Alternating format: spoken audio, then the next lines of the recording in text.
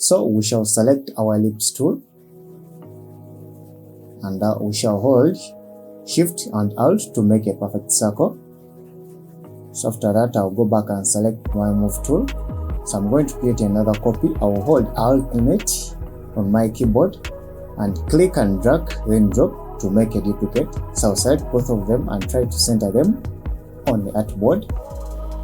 So after that, I'll select the first one where I'm going to apply a drop shadow. So I'll proceed to Effects and choose Stylize. Then I'll choose Drop Shadow.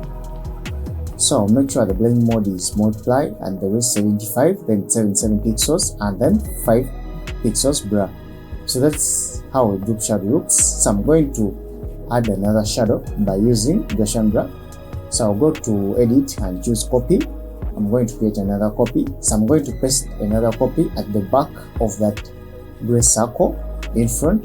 So you don't have to click anywhere. You just proceed to Colors and you choose black, because the shadow is going to be in the dark color. So I'll proceed and go back to Effects and I'll navigate to Blur and I'll choose Gaussian Blur. So you can tweak this according to your preference, but I'll tweak this around, I'll go around with 12 pixels. I think 12 pixels is enough for me.